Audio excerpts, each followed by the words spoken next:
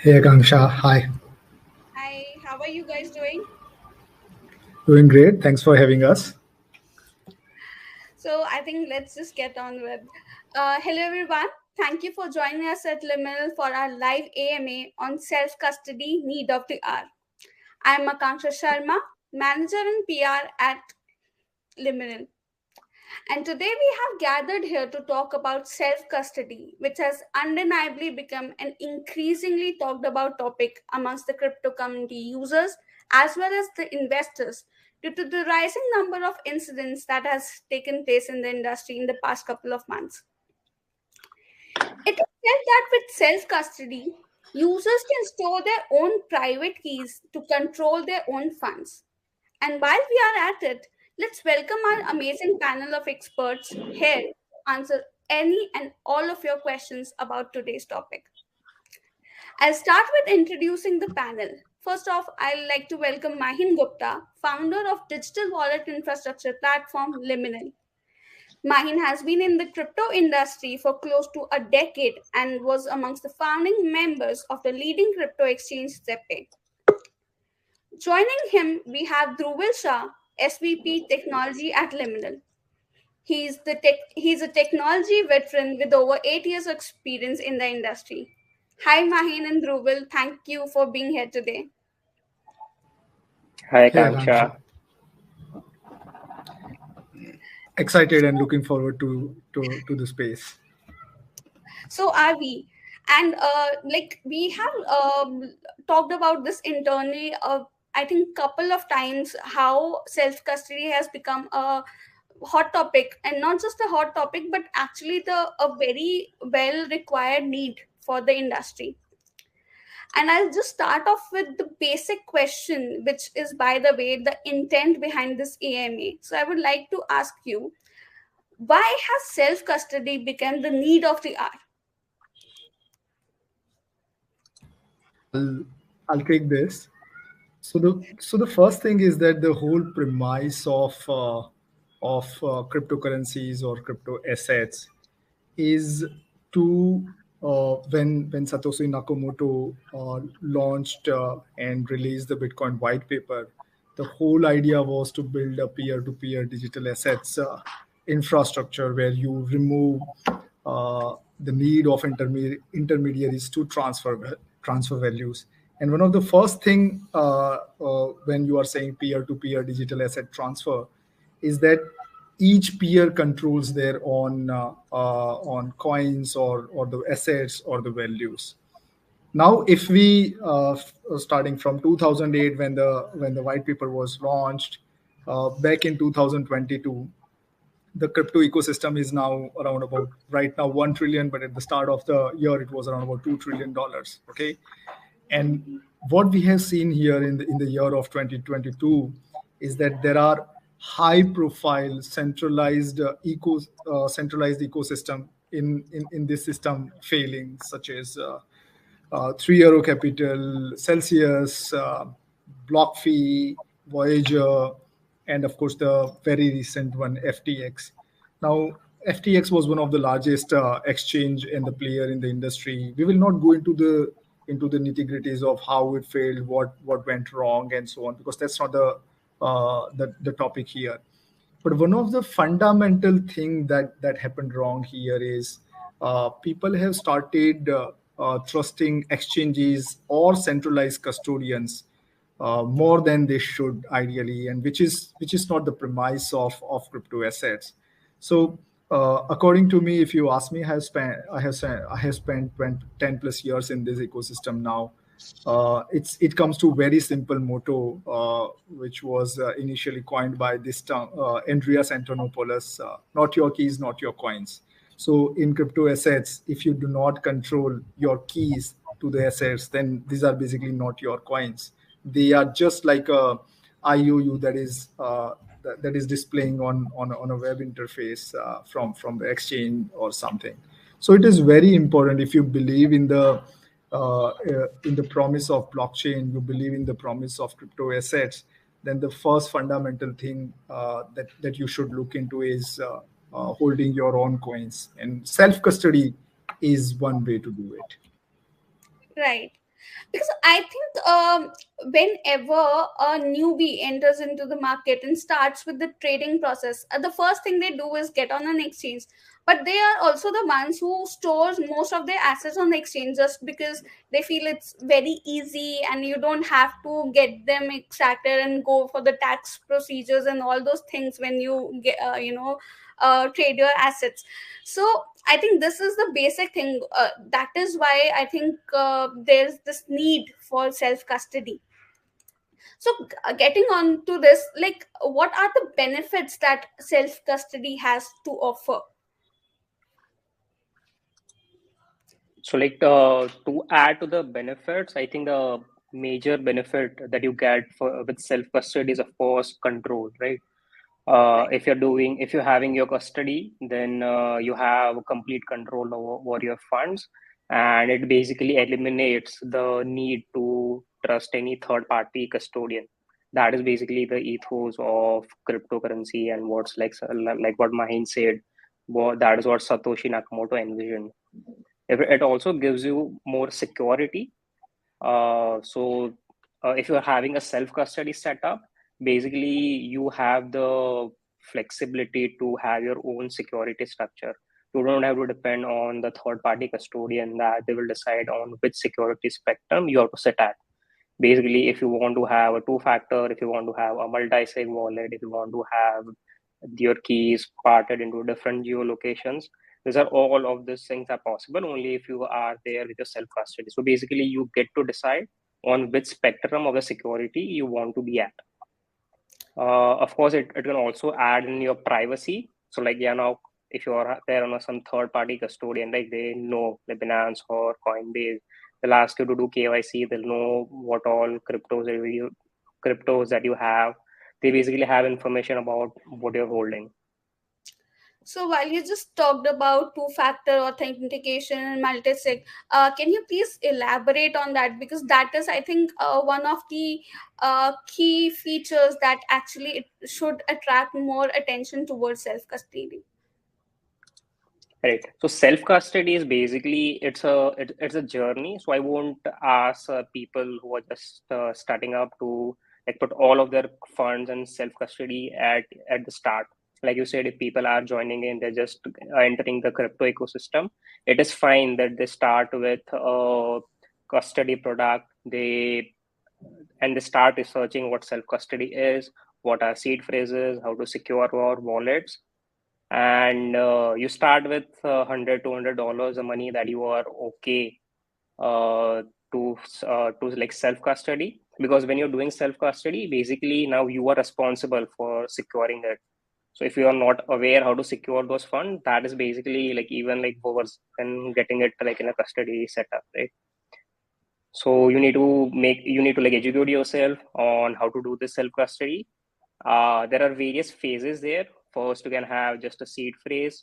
You can have something like a MetaMask. Once you like get more accustomed to it, you can get a Trezor or a Ledger. So these are hardware devices. This basically act as a fault tolerant in case you lose your seed phrase, or or you don't want to get the exposure of software keys. You don't want to like leak your private keys. This is one of the setup that you can opt for.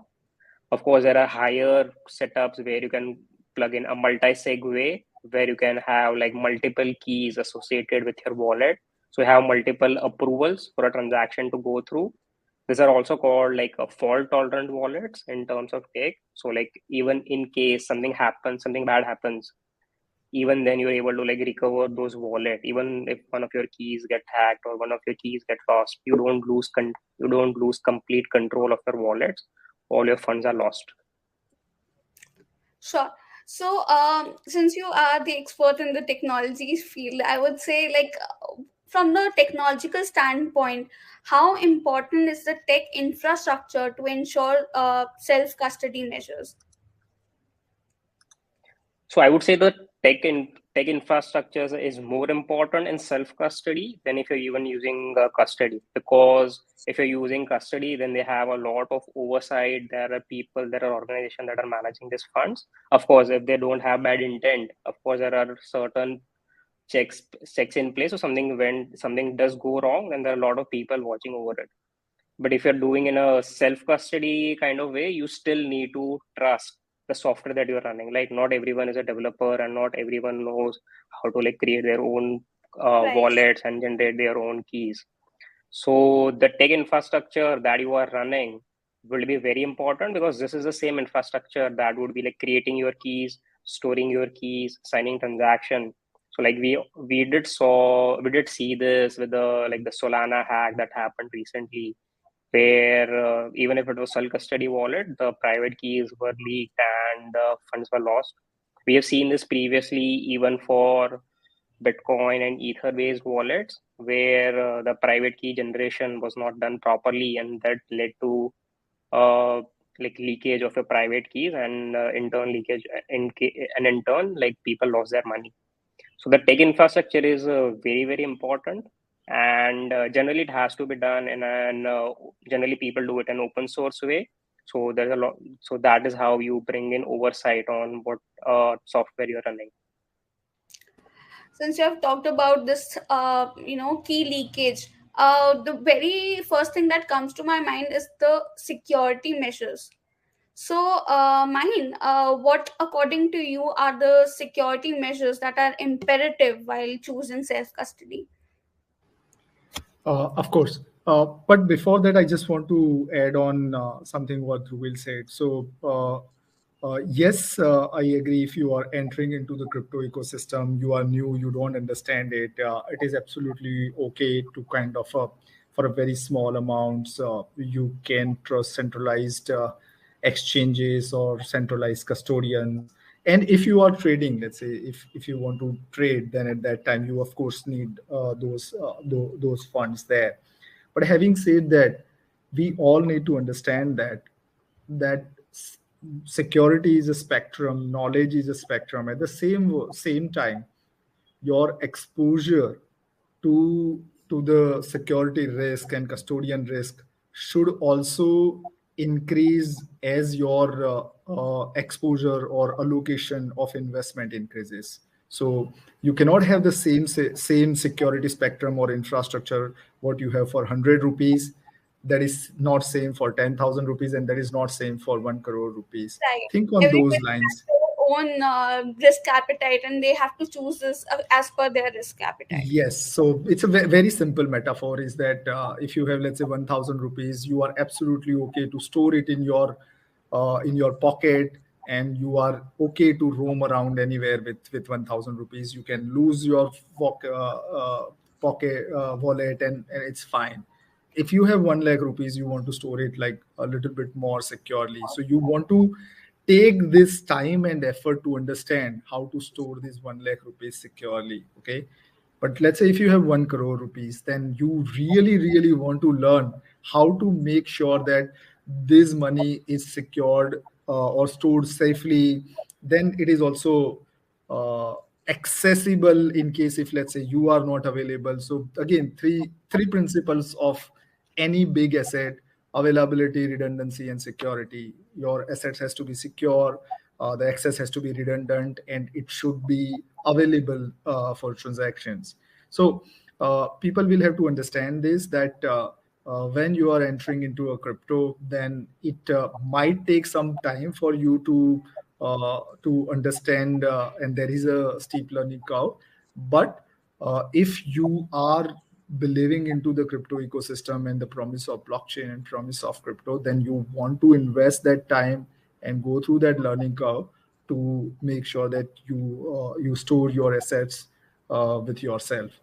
With regards to security measure, again, same thing applies here. You cannot have the same security fundamentals for 100 rupees and 1 crore rupees. So Right. similar thing, if you are just trying it out, if you are just hobbyist, then there is no point of making it very complicated. As Dhrubil suggested, you can use even if you are on a self custody, you can use something like on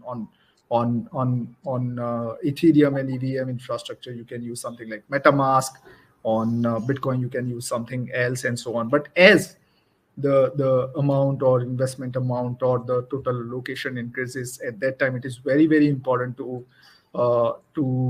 adhere to best security practice. One of the fundamental thing is into crypto ecosystem is how you store your private keys. And Right. the fundamental thing is if you are going to do self custody, then managing the private keys properly is very, very important. So simple thumb rules: do not make digital copies of your private keys. If you make, so you need to understand this fundamental concept of attack surface. Okay, so if you are, let's say, walking in Ahmedabad road, then a car on that particular road can hit you. Okay, so your attack surface is physical restraint into that particular road, correct? But if you are on a web and your Gmail account or something is there, then the attack surface is the whole cloud, whole world, correct? Yeah. So same thing. If you have your private keys or seeds stored physically or made a copy physically, then your attack surface becomes physical. Okay. But if it is a digital copy, then your attack surface becomes digital, which is basically the whole world. And if it is connected on internet devices, then it is whole world. So the first fundamental is ideally you should store it physically, either using hardware devices such as Ledger or Trezor, or even if you are going to build, let's say, for an example, paper wallet or something. These are like, again, depending on your time you have spent into the crypto ecosystem, it might take some time to understand these words or these terms. In fact, it should be a good idea where Dhruvil might want to explain three setups. Let's say if I'm going to ask you, like, if I, let's say, for an example, Dhruvil, just let's say 10,000 rupees, which is a normal amount, and I'm absolutely okay with it, and I want to self custody it. So how I should approach it? Then I have, let's say, for an example, 10 lakh. It's a significant amount for me, and how do I go about it? And if, let's say, I have a 1 CR, and I'm an enterprise or something, then how I go about it? Because enterprises are not only about security risk, but there are also corporate best practices which is required. There are internal employee collusion you want to look at, some of the personnel risks you want to look at. So if we want to, let's say, understand self custodial risk, then let's try to personal trivial amount, personal significant amount, and then at an enterprise level or at a corporate level, if I want to store my own assets, and how I go about it. Right. Yeah, sure. So, yeah, please, Rohit, please pitch in. Yeah. So to start with, like the smaller amounts. So of course it is totally fine to have a single sig or a software-based wallets at this point. I would still suggest, instead of using a browser-based wallet, you should use something like a mobile-based wallet. So the modern mobile phones have something called secure enclave or secure chip. Using that, your passphrase or your seed phrase or your private key is basically stored inside. So even if you're not investing in a hardware device that might cost you around $200-$300, you can still use your existing mobile devices to store your private keys, even at a smaller scale. If you're talking about a bit at a higher level, so if you're talking about a moderate amount of sum, I would recommend to invest in a hardware-based wallet. So generally, there are two choices. You can have Trezor or you can have a Ledger wallet. But do try to educate yourself on how to use these devices. There have been phishing scams. There have been scams where people are asked to write their recovery phase or mnemonic phase in a browser, telling that we are operators of these hardware devices to take the funds out. So do educate yourself on how to use these devices. There are a lot of tutorials available online, a lot of documentation available on how to use these wallets. On top of that, I would recommend that you should have a passphrase associated with it. So even in case your seed phrase is compromised, there's still an additional layer of security called a passphrase that you can enable with your Trezor or Ledger wallets. So this is a word that is above and beyond your 12 or 24 word seed phrase, which you can add. And do save your mnemonic or your private key physically somewhere. So, and do share it with your loved ones or somewhere that if in case you don't, if something happens to you and your family members can go and recover it. If you're telling about amount at a very high level or organization type of place, we still have to use this hardware-based devices, but we should use multiple of these devices, because if you just have one device, that is basically you are dependent on this one and you have a single point of failure. Your Trezor might die. We have seen people storing your Trezor and the recovery phases like together, and if something happens to that safe, like both of them are gone at the same time. So people should have like multiple devices to keep it redundant, and not only just have multiple devices, but these devices should also be kept in different locations, right? So the worst case looks like we onboard a lot of people. So my worst generally fear is we help them to set up these multiple devices. My worst fear is like all of the devices go into the same drawer, right? Even if you have this multiple devices, they should be kept in like multiple geolocations, and multiple different people should have access to those devices. On top of that, if you are like really enterprise grade, there are a lot of services, of course, like Liminal is one of them, that would help you with your self-custody, and that would help you to enforce policies to make sure that you are onboarded correctly, your recovery phases and your everything is backed up properly. That's someone that would provide you with SOPs on how to create the seeds, how to back up those seeds, how to make sure that your wallet, what would happen in case like one of your keys compromised. All of these SOPs are provided. And so basically, they are basically some companies like Limna, they basically act as a helping hand to help you on this journey of self-custody. The majority of these private keys are still with the customers. So like this companies cannot do anything on their own. The user still has access to the majority of the private keys and can still recover those funds outside this third part, the custodians. Right. I just want to add one small thing here. Like for an example, if we are taking an example of Trezor or Ledger hardware devices or something, so you need to just remember these 3 simple steps. Very, very simple. And these are like thumb rules. You can go ahead. If you are, let's say, for an example, a Trezor or Ledger costs you around about $100 or $150. So according to me, and I might be wrong here, but if you are storing anything above $1,000, then it's a very, very good investment to buy something like Ledger or Trezor. Okay.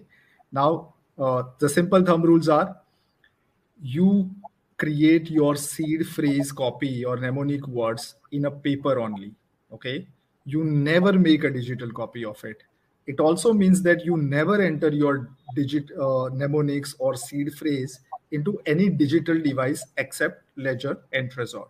So if you are supposed to enter it, you are entering it into only Ledger and Trezor. You are never entering it to any of the online devices. Second, you have this seed phrase. Now this is basically your money or keys to the private keys. You go to Amazon and find these temper evident bags. These are like courier bags, which you are able to kind of buy very cheaply. You write this seed phrase into a paper, put it into another A4 page so that no one can see it. Seal it into a temper evident bag. Create couple of copies if you want, and just put it into either a bank locker or a safe or something, and tell it to your loved ones. Then they have access to it. This is the second thing. And third thing, as Dhrubil mentioned, never put your Trezor, ledgers, and the seed phrases and everything together. Okay. Remember this way: your Trezor or ledger, this is your active key, and the mnemonic that you are writing is your backup key. Backup key should never go along with your active key. Backup key should always be offline and secured physically. Now, the advantages of this Trezor and Ledger is that because they have something known as HSM chip inside it, hardware security module, the private keys are part of it. Even if you will kind of connect it into even infected computer, your private keys will not leak. You are still susceptible to phishing attacks and other attacks. On that, you will have to just use the simple fundamentals, computer security fundamentals, best practices to save yourself from phishing and something. So I still believe that even if you are storing something like $1,000, Trezor and Ledger are a good investment. There are other hardware wallets as well. We are not affiliated with Trezor and Ledger. In general, I have used personally both of them, and they are good. Right. So while you have already rightly said that these measures, security measures, are as per your own, it's like on the spectrum. It's as per your own risk appetite and how much you want to spare, like for custody. So, but for general mass consumption and knowledge, like what are some of the most popular self custody solutions that are available there in the market?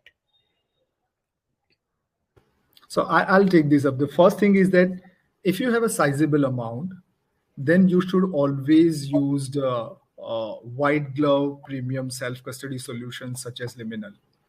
Because sometimes, even if you understand a particular things about, let's say, Trezor or Ledger and storing your mnemonic or something, sometimes you might expose, and if you try to set up yourself a multisig or something, you might create a scheme or structure which you are not aware that you are actually exposing yourself to a lot of security risk. On top of that, white glove with best security practices, self-custody solutions such as Liminal, they allows you to set up a lot of corporate security policies, the governance policies like whitelisting, spending limits, transaction limits. On top of that, there are lots of other security premises that we take care.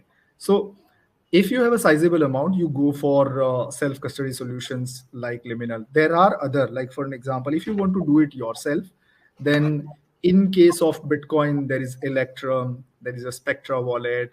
In case of Ethereum, there is a Gnosis Safe wallet, and there are lots of single sig wallet as well, like Trust wallet and so on. The problem with if you have a sizable amount and you want to do this multiple signature wallets or multi-sig wallets is that there is no single solution which allows you to store both Bitcoin, Ethereum, Ripple, and other assets. At that time, you will have to go with a white glove premium solutions like Liminal. Having said that, if you want to go for a single sig, then and if you can purchase hardware wallets, then you have options like Trezor, Ledger, SafePal. If you are storing only Bitcoin, then there are Bitcoin only options such as Coldcard and so on. If you want to store on your mobile, then there is a Coinbase wallet, there is a Trust wallet, and there are other specific solutions regarding to a particular chain economics and so on. There are new age MPC based wallets, and I can see one comment where a user Sumit M has raised a question on MPC thresholds.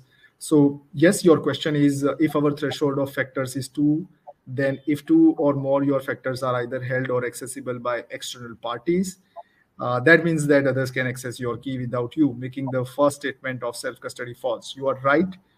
If your MPC shards are 2 shards and both shards are with the other parties, or if they have access to these shards, then yes, you are right. This is not a self-custody. This is basically a custodial solution. In general, while this will be a little bit more technical, but MPC solutions are not true self-custodials. The reason is that they will always have own software dependency or owner dependency. So for an example, if you use Liminal's MPC solution, then you are dependent on Liminal MPC software to work with it. Your keys with Liminal MPC are not compatible with, let's say, Coinbase MPC or some other solutions MPC. So generally, MPCs are semi-custodial, where without your shard or without your signature, the transaction cannot happen. But that's also other way around. Without using that particular vendor's software, you will not be able to actually sign the transaction as well. So generally, MPC should be preferred on certain use cases, such as, like, for an example, this is for enterprise like exchanges which manages the hot wallets. They should use MPC. MPC is a new age tech. It is much more efficient. It has a lot of fees benefit, transaction benefit. So MPC should be used there. Having said that, if you are a normal retail user, and if you have a significant amount, or even if you are an institutional user and if you have a very significant amount, then personally I would still prefer something like multisig, because the security guarantees are coming from protocol rather than software, and you do not have a vendor lock-in in case of multisig and MPC. Hope that answers your question, Subit. I hope so. And we will be taking up few questions from our viewers as well towards the end of this session. So I think we have covered, I think, largely about how individuals can, access self-custody. But on an enterprise level, how can one start using self-custody? I will have Dhruvil take it up. Sure. So of course, so like we talked at enterprise level, so there are basically two options. Of course, the first option is the enterprise has a blockchain department, so they can build everything on their own.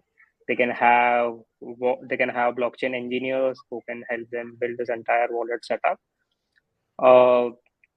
But this requires a lot of effort. So like I've been doing this from the last so many years, and it's a lot of effort, and it requires a lot of expertise there, and the key management and security. And it is true not only for the Web3 world, it is true for the Web2 world also. You should not invent your own security measures. Try to use something that someone has already built and that has been already going on for several years. So one option is, of course, you can build everything on your own. But of course, so this has been a concept that has been, I think that will catch on, something that is called an assisted self-custody, where, of course, the institution or even the individual still have access to their funds and they still do custody. But a third player comes in that will help them with the technology, with keeping them updated, with what are the new things that are happening in the chain. So even if you understand, even if you build their wallets, or even if you have onboarded on the wallets, the blockchain world, it's like it keeps on changing like every other day. Right. So you just not have to build it. You'll have to like keep on updating what you've already built and keep on adding those efforts. So it's a full-time job basically. So generally, it's big companies like Liminal or some other third-party self-custody company would generally come in and onboard. Like Mahin said, generally that they would have like different temperatures of wallets. It's not just that if you're a big institution, you just have to use multi-sig, or you just have to use Trezor or Ledger. So every institution will have needs for different temperature of wallets. So generally, they would have a multi-sig wallet. This multi-sig wallet would hold the majority of the funds. These are, of course, backed by HSM devices. Here, a lot of jurisdiction play would also come in. So some countries might require that these keys have to reside into a certain region. So we have to make sure that all of these compliances are, of course, also met. They would also need some different temperatures of wallet. Like they also need a single sig Trezor. They might also need some hot wallets, right? Because of course you won't store a lot of funds there, but institution would require access to different types and different temperatures of wallet. So they would basically spread across of all of the kind of the wallets that we generally have talked about. Institution would need something called a BCP on top of that. So we have seen in the past that like even an institution CEO should not have access to like all of the funds of the company, right? So we don't want things like we saw exchange in past in Australia where the CEO basically came and died, and basically all of the customer funds were basically gone. Nobody knew where the funds went. So a BCP protocol also has to be enforced. And there's a new standard called CCSS, that has gaining traction and being adopted. So basically, if you follow the standard, all of the basic checks, and from the starting to an advanced level of checks, basically there are levels to it. So you can be at level 1, level 2, level 3. Level 3 is like the pinnacle. So if you are following level 3, basically they certify that you are following the best practices. Even if something happens, like one of your keys, you will be able to recover your wallets, and there's nothing about you can do about this. So these are some certifications that everyone institution can follow. And of course, there are services like Liminal that can help them onboard and help them with the journey. So I hope that your questions were covered in what Dhruval had already mentioned. To this, I think while we were talking about multiple things, I'll just take a few minutes of yours to just tell our users about the basic difference and why should one opt for either a multisig or an NPC, because sometimes people do get confused between the two because of so many things floating around. So probably you can throw some light on this. I'll take this up. If you are a retail user, then you really do not need to think about what you should choose in terms of MPC or multisig. Okay, so even if you are using MPC, let's say for an example, the new Coinbase wallet comes with MPC setup, while the Blockstream Bitcoin wallet comes with a multisig setup. You don't need to understand multisig or MPC. You just need to follow their key generation and recovery process as they have said. What you need to do is you go and set up your wallet, okay, store keys and everything as they have suggested. Do not transfer a lot of funds there. Assume that this wallet is now deleted, okay. You delete that app, you delete all the keys and try to recover it again. Can you recover it again securely? Normally what we have done here is in Liminal, every wallet that you create, at that time we actually from our personal funds we send some amounts to that particular wallet before user can actually use that wallet. We call it internally sanity testing, and we ask users to actually spend funds from that particular wallet. What that shows is basically that wallet is set up correctly, the users have used the keys correctly, and users are able to spend funds. Always remember one thing: in blockchain, when you create a wallet, that means nothing, okay. When you are able to spend from that wallet, that means that you have actually a control over those funds, okay. So if you are a retail user, then MPC or multisig doesn't make any difference. But if you are an enterprise user, or if you are a business where you are running lots of transactions or doing custody for your users, or you have a sizable amount, at that time the simple thumb rule, according to me, is if they are high frequency, low value transaction, MPC is very good tech. If they are high value, low frequency transaction, then multisig is very good. But remember, multisig is not available on all the chains. Sometimes you will have to kind of work with smart contracts and something else. But in general, this is the thumb rule that works. Just for our users, what is the difference between MPC and multisig? So we all understand that blockchain works with keys, private keys, public keys, and so on, and then you create a wallet. If you want to make sure that your wallet is fault tolerant and more than one person is required to spend a transaction or do transaction, then that wallet needs to be set up differently. Okay, so there are two ways to set up this fault tolerance. One is multi-signature and one is MPC. Again, if you are a retail user, then really you do not need to get into this. In fact, this is job of companies like Liminal to make sure that we remove these complexities from the user interface, and we improve on user interface and user adoption so that users don't have to take these decisions. It's very simple. If you, until and unless you make a particular technology idiot proof, you are selling technology and you are not selling value. And one of the key principles when we established Liminal was that we want to make blockchain and wallets idiot proof so that there is a user adoption, and we are not selling technology, but we are selling value. Right. On that note, I would like to share our last question for the session. So, Mahin, how robust is Liminal's tech infrastructure to support self-custody?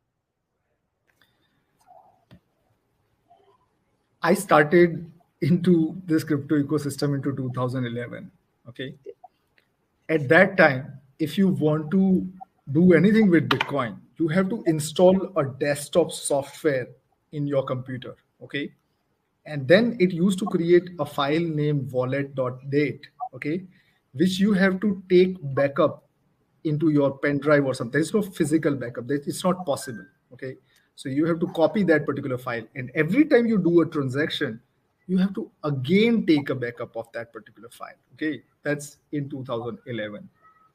The total value of that ecosystem in 2011 was less than $1 billion. Okay.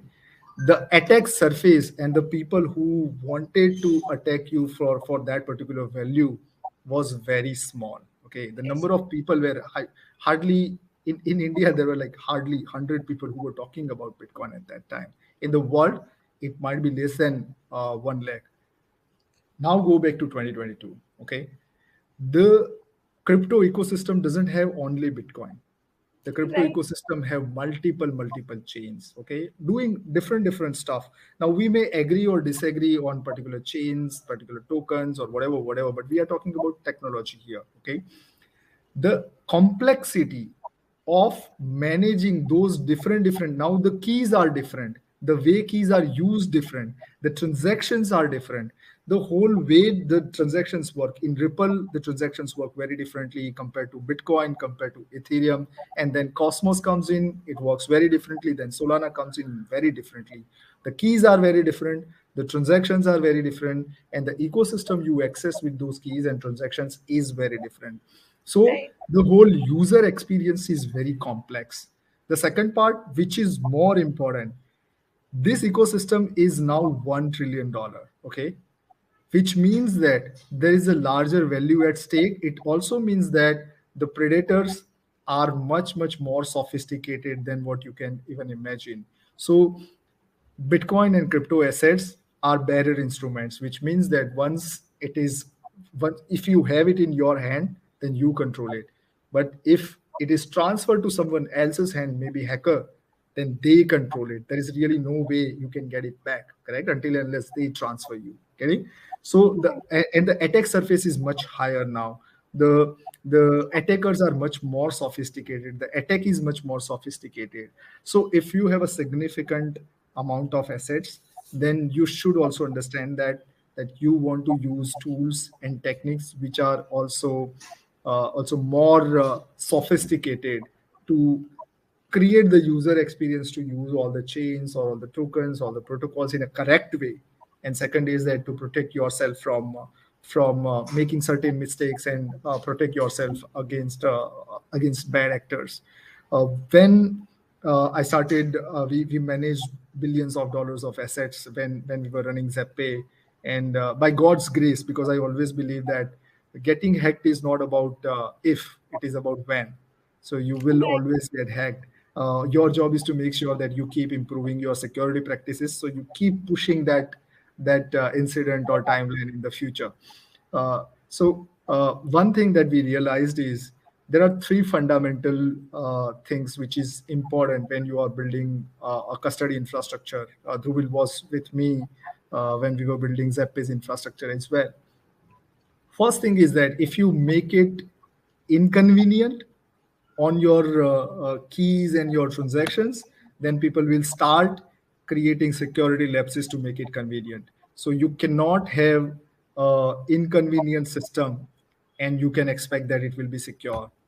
The second thing is that until and unless you make it zero trust system, there is really no way you will be able to build a system which works. For an example, in case of crypto assets, once a private key is exposed or leaked, it does not mean that your funds at that time are at risk. Anytime in the future, if funds come on that particular address or on that particular key, then still they are at risk. And the third is the crypto ecosystem moves very fast. So you want to make sure that you incorporate all the technology or the innovation at an infrastructure level, and you try to automate as much as possible. So with these three building principles, Dhruvil and his team has built the whole liminal infrastructure.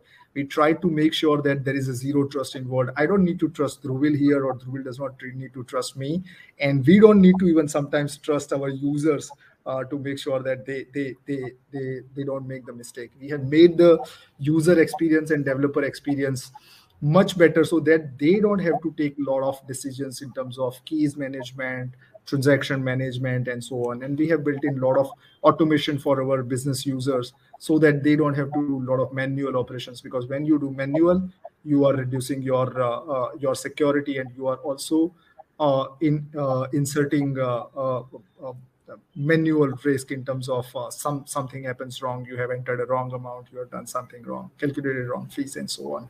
So we have spent a lot of time in thinking through the design principles of how a digital custody should look like in on the first principle basis. And again, it is not only job of Liminal, it is job of every infrastructure player in this ecosystem to stop selling technology and selling value. Because even today, people are selling multisig and MPC and keys and hardware wallets and so on. What we need here is we need to first make self-custody as easy as possible for businesses and retail. And then we want to make it as idiot-proof as possible or as interoperable as possible, so that users will always have a convenience and control over their funds. Right. On that note, just taking a small minute and would you please throw some light on the compliance side that we offer at our platform? Sure. So again, see, sometimes people think that cryptos are for criminals and something. This is a very wrong way to look at things. Again, it's a technology. Okay, the way you use technology determines what is the use case or what is the value coming out of it. Think on those lines, that if a technology is powerful, if a new powerful technology is invented, you will always get criminals involved there, because they require edge. Okay, so if a new technology comes in, I remember this talk from Andreas Antonopoulos somewhere in 2015-16, where he explains that if a new technology comes in, be it cards or be it cars or something, the two type of people will be first involved, which is one, powerful people, and second is criminal, because they need the edge. Okay, so but this is a very wrong way to look at it. Crypto has now spent at least 11 years into the Lindy effect, and it has established as a $1 trillion industry now. So more legitimate players are coming into the picture, more legitimate use cases are coming into the picture, and that is why it is important for us. It is not always necessary that if you want to store your money with you, then you are criminal. You want to store your money because you want to have a better access to it, or you think that it is better protected that way. Having said that, privacy and self-custody does not mean non-compliance. We always pay our taxes. We always want to make sure that the bad actors are not involved into the main ecosystem. So with these fundamental principles, when we designed Liminal, we decided to build compliance in the infrastructure, which means that every transaction, even if we are self-custodial, every transaction that goes through our infrastructure is checked with AML analysis, and our user gets a report that this particular transaction is tainted or not. Now think on those lines. Okay, if your money is on a bank, then whether bank will show you that this money that you have received is tainted or not. This is only possible into the crypto ecosystem, where now players like Liminal actually shows you whenever a transaction comes in or a transaction goes through, it shows you that the transaction is high risk or medium risk or low risk. Okay. Second thing is, there is something known as travel rule, which is FATF guideline, FATF recommended thing. We are incorporating again travel rule at an infrastructure level, so that all of our users will get travel rule information for all of their transactions. We all need to understand here that as the main as the ecosystem grows and the adoption goes mainstream, we require checks and balances. The technology is innovative, but at the same time, you need consumer protection and you want to remove and reduce bad actors out of the ecosystem. So, Bitcoin crypto ecosystem gives you choice. If you want to store it in your own way, in your own wallet, you have that choice. If you want to use compliant products like Liminal, you have choice. If you just want to trust, say, a centralized custodian or a regulated custodian, you have choice. If you don't, if you want to just store somewhere we are non-regulated, non-compliant, centralized custodian where you don't have any recourse, you still have the choice. So again, with more power comes more responsibility. Yeah. So it's absolutely up to the users. They have all the gamut of choices with them.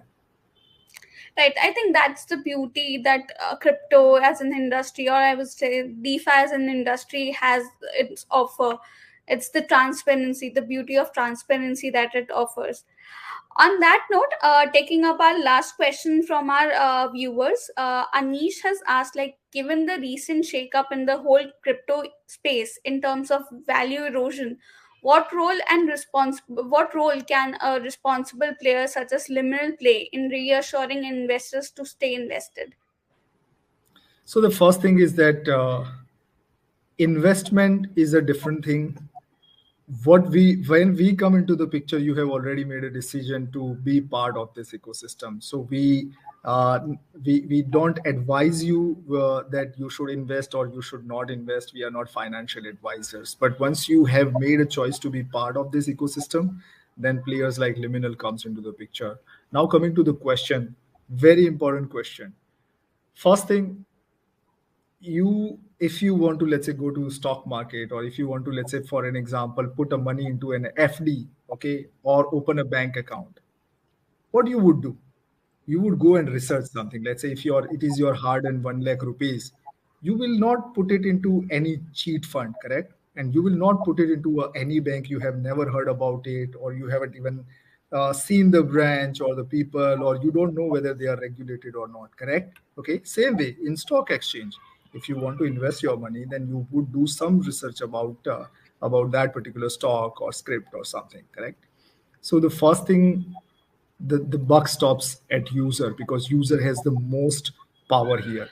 If you have put your money into a player which is non-regulated, which is offshore, then really according to me, it's literally gambling.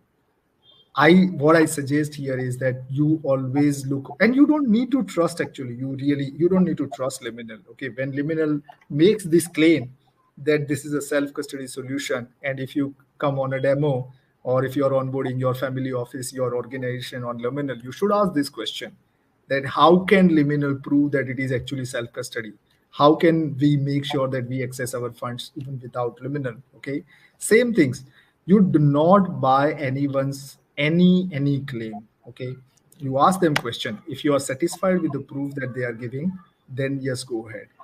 With regards to other option where you are going with a regulated and custodial players, again, in India there are no regulated custodial players, but still you can look at the reputation, you can look at the players who are available inside the jurisdiction. But again, these are like very small things. If you have access to a regulated and compliant player, you can go and custody with them.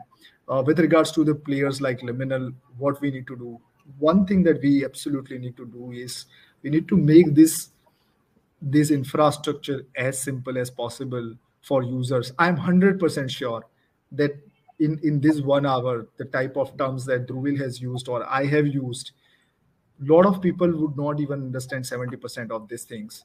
And that is very, very important thing. Think on those lines, that when internet came in, okay, what we have to do is when internet came in, at that time, very few people used to go to a cyber cafe and then they used to access something known as IRC or Yahoo or something. They need to know what is Yahoo. They need to know the how they can kind of navigate to the website. They need to go through all this learning curve and so on. But now the infrastructure is so seamless. Even my mom and dad can access various apps or internet directly from their mobile. But it took 20 years. I believe that crypto will not take 20 years to make the user experience much better.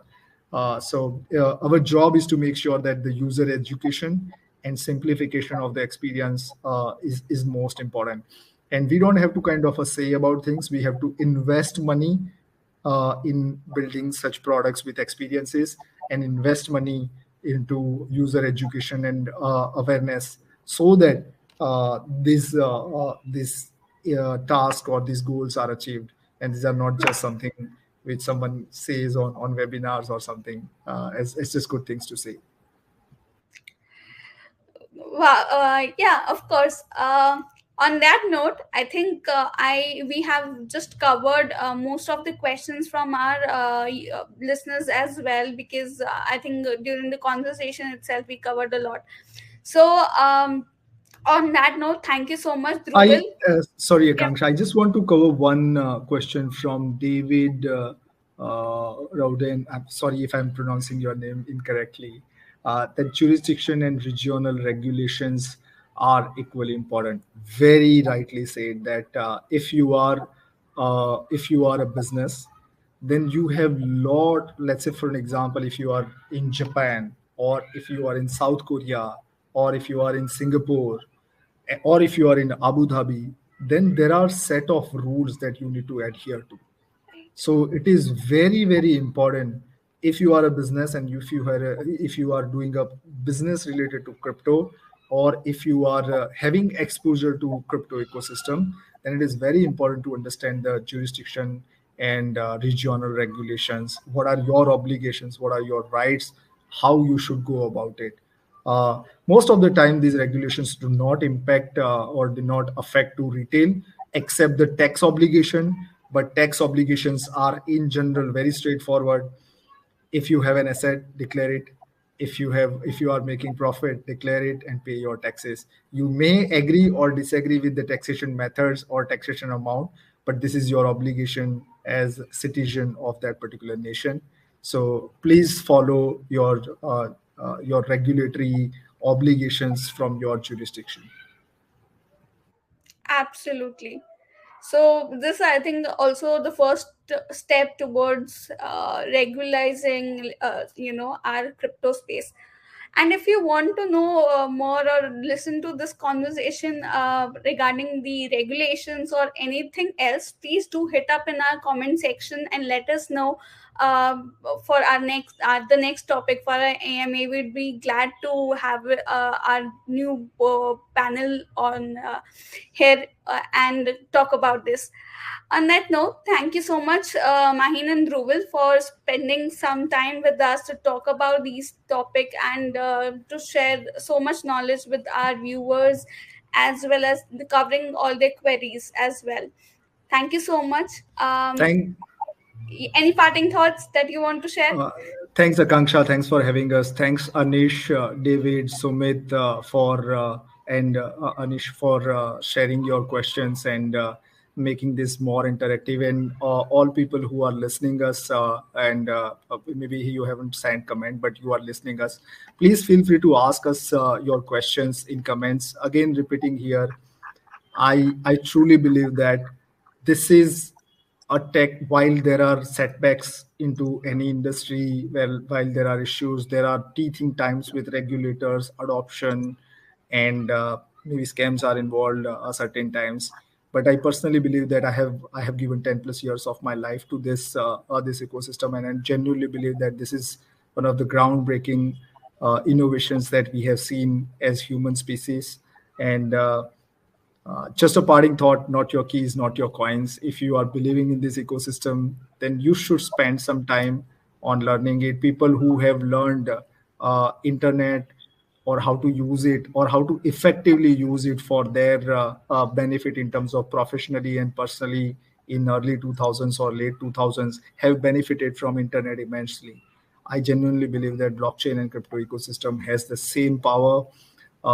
Even if you are not invested into it, please spend some time learning about it.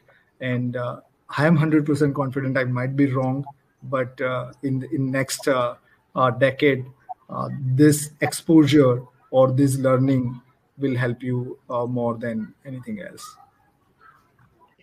Dhruval, any parting thoughts from you? I think Maheen rightly put it.